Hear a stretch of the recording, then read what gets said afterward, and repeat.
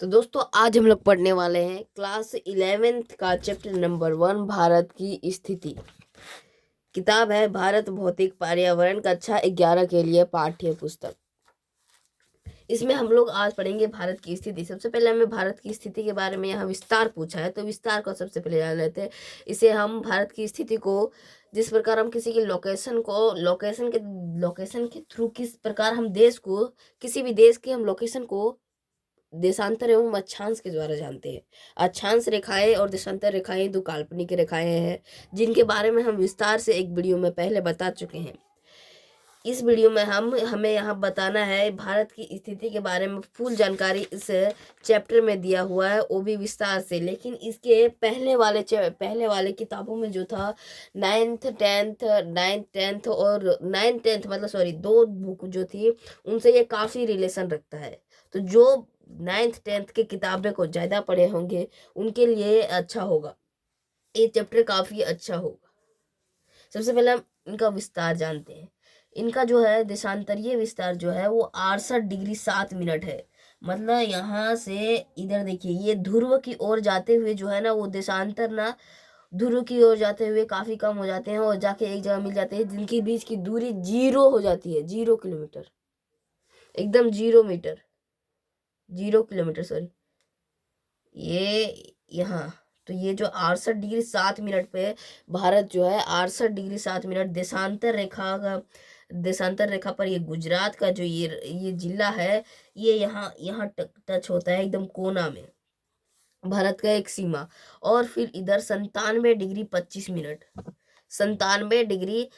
Minute में भारत का ये अरुणाचल प्रदेश का एक सीमा यहाँ टच करता है, जो सबसे अंतिम सीमा है, भारत की सबसे पूर्वी बिंदु और ये भारत की सबसे पश्चिमी बिंदु। और भारत की सबसे उत्तरी बिंदु को जो है वो 37 डिग्री 7 मिनट, शायद से 37 डिग्री 7 मिनट,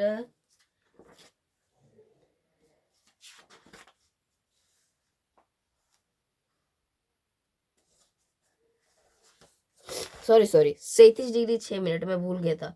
सो अभी देख रहा था 37 डिग्री 6 मिनट। यहाँ 37 डिग्री ये ऐसे झुकते हुए आती है, ऐसे ऊपर से ऐसे, इधर से ऐसे आती है और ऐसे ही चली जाती है। गोल एंड पृथ्वी तो गोल में गोलाई शेप का ही आता है। तो ये 37 डिग्री 6 मिनट में भारत का सबसे उत्तरी सीमा छूती है और 8 डिग्री 4 मिनट पे 8 डिग्री 4 मिनट पे भारत का दक्षिणी सीमा छूती है। तो हमारा विस्तार पता चल गया है। 68 डिग्री 7 मिनट दक्षिण भारत का सबसे दक्षिणी देशांतर और 97 डिग्री 25 मिनट भारत का सबसे पूर्वी देशांतर और 37 डिग्री 7 मिनट जो है 37 डिग्री 6 मिनट भारत का सबसे उत्तरी देशांतर सॉरी अक्षांश और 8 डिग्री 4 मिनट भारत की सबसे दक्षिणी अक्षांश। हमने इतना जान लिया। उसके बाद यहाँ बताया है कि जो भारत का सीमा है वो 12 मील अंदर 12 समुद्री मील और समुद्री मील में दो अंतर है। देखिए यहाँ लिखा है मील जो है वो 1.6 किलोमीटर होता है। आप लोग जानते हैं लगभग में ये 1.6 किलोमीटर लगभग में होता है, परंतु समुद्री मील जो होता है वो 1.8 किलोमीटर लगभग में होता है। इनका रियल मान होता है 1584 किलोमीटर बराबर होता है 1 मील, जिसको 84 में फिर से 16 जोड़ दिया जाता है और 16 मतलब 16 को वैल्यू नहीं दिया जाता और 1.6 लिख दिया जाता है। और इसमें भी समुद्री मील में भी 1824 होता है, लेकिन 24 को वैल्यू नहीं दिया जाता है और 18 में लिख दिया जाता है, मतलब लगभग में लिख दिया जाता है। और वो लगभग में 1.8 मील और 1.6 मील होता है। और उसका रियल होता है जो है वो होता है 1584 मीटर रियल मील, मानक मील, जो कि हम भूमि में मापते हैं। नदी में भी मापेंगे ये अलग बात है, लेकिन समुद्री मील की यहाँ बात हो रही है। समुद्री मील में 1.8 किलोमीटर होता है, जिसमें 1824 मीटर होते हैं। इनमें इंच भी दिया है। इसमें मानक मील की इंच जो होती है 63,360 इंच होती है और जो समुद्री मील होती है उनकी 960 इंच होता है, जिसको हम मीटर में भी कन्वर्ट कर सकते हैं। क्योंकि 34 नहीं, भारतीय 36, 36 और 4, 40 इंच, 3.4 फीट, 3.4 फीट बराबर होता है 1 मीटर। तो 3.4 फीट में कितने इंच आ जाएंगे? तो भारतीय 36 और इधर 4 इंच, कितना हो गया? हो गया 40। अब इसे यदि हम 40 से भागा देंगे तो ये पक्का पक्की आ जाएगा इतना, 1584। और इसको देंगे यदि 40 से तो ये जाएगा 1824 किलोमीटर। अर्थात मतलब कि भारत की जो मतलब सॉरी भारत की स्थिति की मैं बात कर रहा हूँ, मतलब समुद्री मील और मानक मील में अंतर होता है। समुद्री मील और मानक मील में काफी अंतर होता है। समुद्री मील इससे 230 किलोमीटर के लगभग बढ़ता है। 230 से 240, 1584 में 16 जोड़ दो और इधर 24, 16 24,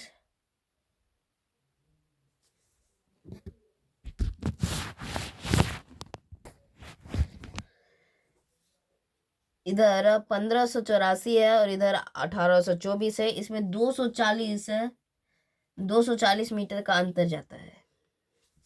ठीक है, समुद्री मील अर्थात समुद्री मील और मानक मील अलग अलग होते हैं। समुद्री मील भी आप लोगों ने नया सुना होगा, मैं भी नहीं सुना था अब तक। अब आगे है कि भारत की जो है यहाँ से ये देशांतर और यहाँ से अक्षांश, यहाँ हमने लिया 8 डिग्री 4 मिनट, 8 डिग्री, और यहाँ लिया हमने 37 डिग्री 6 मिनट। 6 और 4 हो गए 10, हो गया 1 डिग्री, और 8 डिग्री 4 मिनट का हो जाएगा। दोस्तों समीप से देख सकते हैं, यहाँ जो है दिख नहीं रहा है, 37 डिग्री 6 मिनट और इधर है 8 डिग्री 4 मिनट। 8 डिग्री और 37 डिग्री के बीच हो जाता है पूरी 29 डिग्री का अंतर। अब उसमें 6 डिग्री ऊपर और 4 डिग्री नीचे हो जाएगा पूरी 30 डिग्री। लेकिन 29 मैंने गलत बोला थोड़ा, यहाँ 37 डिग्री 6 मिनट जाता है, यहाँ 8 डिग्री 4 मिनट जाता है। 4 डिग्री 6 डिग्री में घट जाएगा तो हो जाएगा 2 डिग्री। तो 29 डिग्री 2 मिनट, 29 डिग्री 2 मिनट, पक्का पक्की 29 डिग्री 2 मिनट हो जाते हैं इन दोनों का अंतर। और इन दोनों का हो जाता है 68 डिग्री 7 मिनट से 97 डिग्री 25 मिनट। दोस्तों इधर 8 डिग्री 7 मिनट और इधर हो जाता है 97 डिग्री 25 मिनट। तो इन दोनों के अभी अंतर आ जाते हैं 29 डिग्री 18 मिनट, 29 डिग्री 18 मिनट, और इधर 29 डिग्री 30 मिनट है, 29 डिग्री 2 मिनट तो इन दोनों का लगभग यदि कहें तो 30 डिग्री हो जाता है, 30 डिग्री। परंतु यहाँ से और यहाँ अर्थात उत्तर से दक्षिण, कश्मीर से कन्याकुमारी तक भारत की जो लंबाई है वो फिक्स है 3214 किलोमीटर।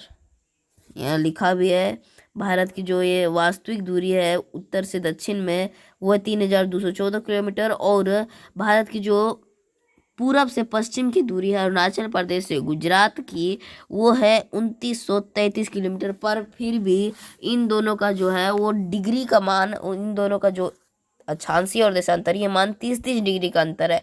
इसमें क्या है, आखिर क्यों ऐसा है?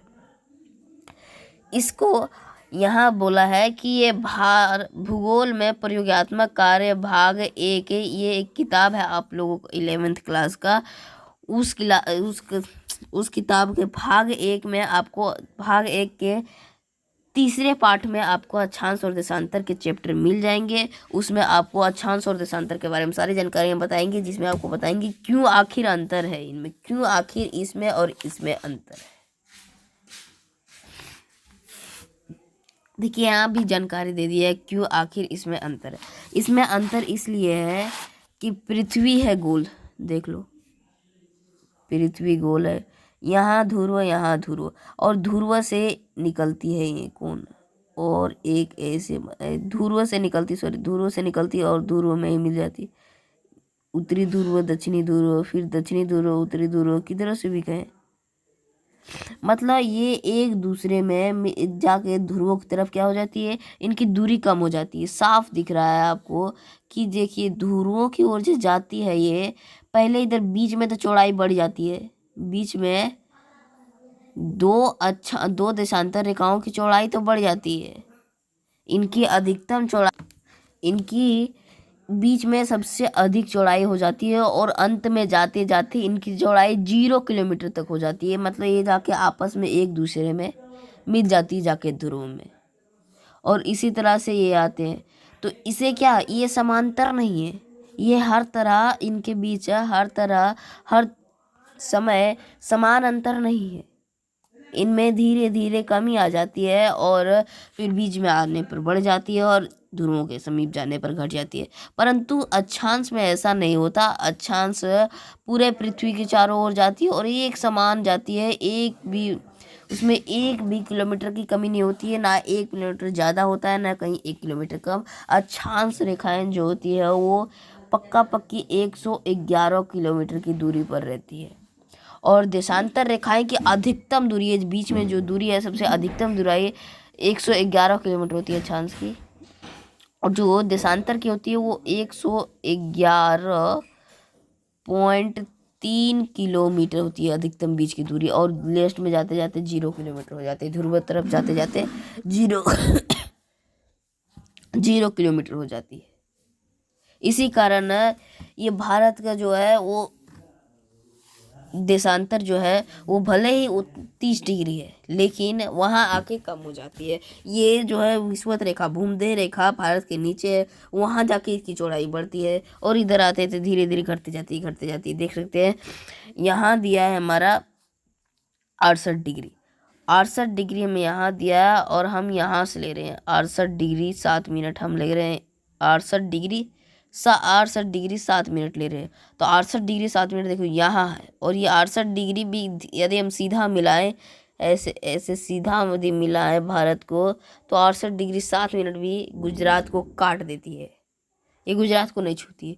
मतलब यहाँ 65 डिग्री छूती होगी इसको, 65 डिग्री भी कहें तो 65 डिग्री आ जाएगी, मैंने सीधा लाइन नहीं खींच पाया, 65 डिग्री भी कम हो जाती है, अर्थात जो है ये घूम जाती है। 68 डिग्री यहाँ 7 मिनट ले रहे हैं हम, 68 डिग्री 7 मिनट, और ये इतना कर्व की है कि ये धीरे धीरे धीरे यहाँ आती है, ये कर्व लेते हुए वहां से यहाँ आती है।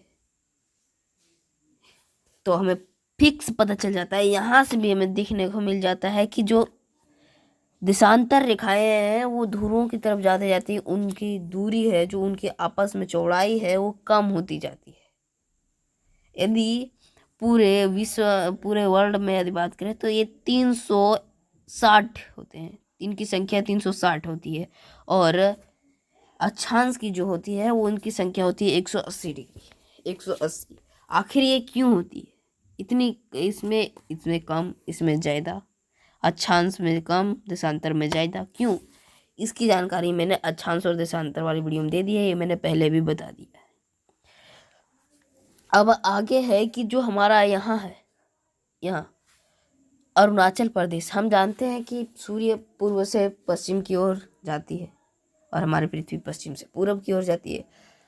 यदि ये इधर घूमेगी तो ये इसे ऐसे करके न दिखेगी इस पे, यदि इधर घूमेगी तो इस पे जो इंसान है वो खड़ा होगा, धीरे धीरे धीरे धीरे नीचे आएगा, तो ये धीरे धीरे धीरे इसको ऊपर जाते हुए दिखेगा। सॉरी, ये पृथ्वी है, ये सूर्य मान लो, यहाँ एक इंसान मैंने खड़ा कर दिया। यदि ये इंसान मतलब पृथ्वी है इधर घूम रही है इधर, तो ये सूर्य इधर जाते हुए दिखेगा, पक्का है इधर जाते हुए दिखेगा, क्योंकि ये इंसान धीरे धीरे नीचे आ रहा है तो ये धीरे धीरे ऊपर जाते हुए दिखेगा। तो इसी तरह इसके विपरीत दिशा में लगेगा, तो पूर्व से पश्चिम की ओर जाती है सूरज, पूरब से पश्चिम की ओर जाती है सूरज, तो पश्चिम से पूरब की ओर घूमती है पृथ्वी, तो पश्चिम से पूरब की ओर घूमती है तो सबसे पहले पूरब में आएगा सूरज, आएगा सबसे पहले पूरब में ही उगता है सूरज। ऐसे जब पृथ्वी इधर से इधर की ओर जाती है तो पृथ्वी जब इधर से इधर की ओर जाती है तो सबसे पहले ये ना आएगा सूर्य के भाग में, तो सबसे पहले यहाँ होगा सूर्योदय भारत में, सबसे पहले अरुणाचल प्रदेश में होगा सूर्योदय, उसके बाद फिर लास्ट में सबसे लास्ट में होगा गुजरात में, है ना, सबसे अंतिम जगह पे होगा गुजरात में सबसे लास्ट में। और यहाँ से यहाँ आपको बता दें कि यहाँ से अरुणाचल प्रदेश में जो है वो अरुणाचल प्रदेश में सूर्योदय होता है, उसके बाद 2 घंटे बाद यहाँ गुजरात में होता है सूर्योदय। ऐसा इसलिए होता है क्योंकि देखो दो देशांतर जो है, दो देशांतर इनके बीच सूर्य जब गुजरता है तो इनके बीच गुजरने में उन्हें 1 डिग्री देशांतर को गुजरने में उन्हें 4 मिनट का समय लगता है। और यहाँ भारत कितना है, लगभग 30 डिग्री, तो 30 डिग्री में 4 मिनट गुना कर दो, हो जाएगा 120 किलोमीटर, 120 मिनट अर्थात 2 घंटे। तो एक देशांतर, ये भी याद रखना, एक देशांतर गुजरने में सूर्य को 4 मिनट का समय लगता है। सूर्य प्रकाश 1 डिग्री देशांतर को पार करने में 4 डिग्री लगता है पास करने में। आज के लिए इतना ही। जय हिंद, जय भारत, धन्यवाद।